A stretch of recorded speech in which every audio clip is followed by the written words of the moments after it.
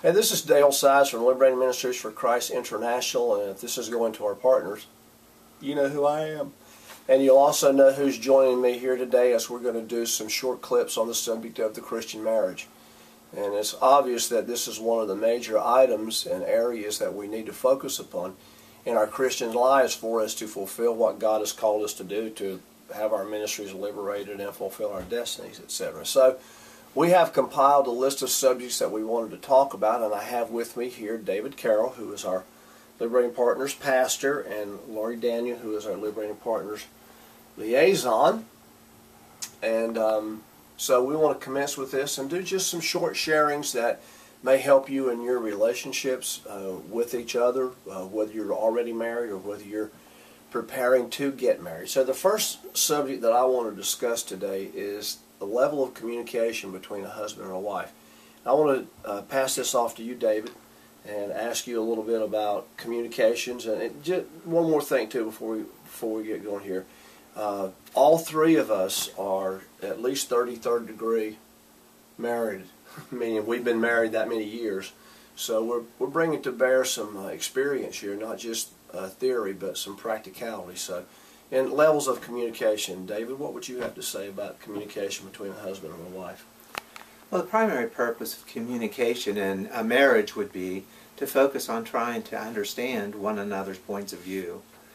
And I believe it's important for us to realize that we do have different points of view, and we may not always agree on the same subject.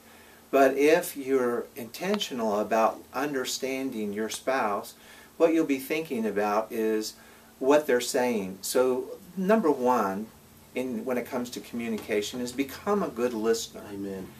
And in that, you may want to repeat what your spouse has spoken to you by starting with, "Are you saying?" And then quote what they have said.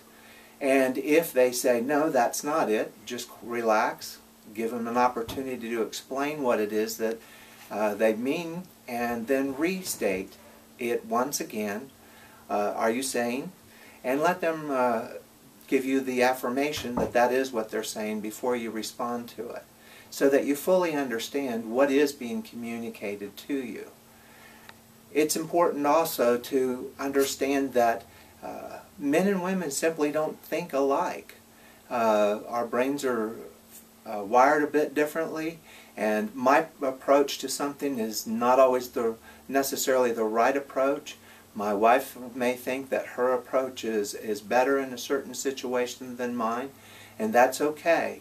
I mean, we communicate, we work it out, we start to understand where each is coming from, and then we tackle whatever it is at hand that we need to do. You know, something that I want to add to this discussion about communication. When Vicki and I first got married, I was much more dominant in my presentations than she was, and I'd have the opportunity, and would take the opportunity to walk over the top of her in our communications and our conversation. She's not as linguistically fluent as me. In other words, I talk faster and better than she does, but that's not fair. That's not what we're looking for. We're not looking for domination. We're looking for communication. So through the years, I've had to learn how to shut up, and she's had to learn how to speak up, and boy, has she ever.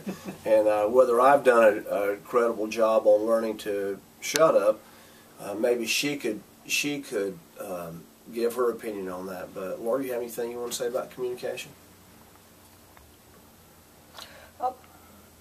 Well, communication, I also believe, is at the top of the list of importance, because incorrect or insufficient communication is what breeds the strife. Because of, as David said, not being able to understand one another, we speak a different language, and it's so difficult in our day and time, when we're so busy all day and all night, to actually take the time to carve out the time that this is the time we need to sit down and discuss some things, because we're preoccupied. And to be able to give each other's full attention is a rarity these days, because we're always on to the next thing before we're even done with the last thing. So That's about all I have to say on that. You know, something else in communication. You know, you don't have to say what you're thinking. You need to set a guard by the door of your mouth, because as my mama taught me, once you say it, you can't take it back. And reminds me of an incident that took place. It's not funny, but it does have some humor in it. A guy told me one time, he said, I can't understand why my wife won't listen to me and why she doesn't like me. And I said, well, have you ever hit her? And he goes, no. And I said, well, have you ever insulted her? And he said, well, I only told her she was ugly once. And so, you know, in the heat of the battle, shut your mouth and count to 10. And because once you say something, you can't take it back.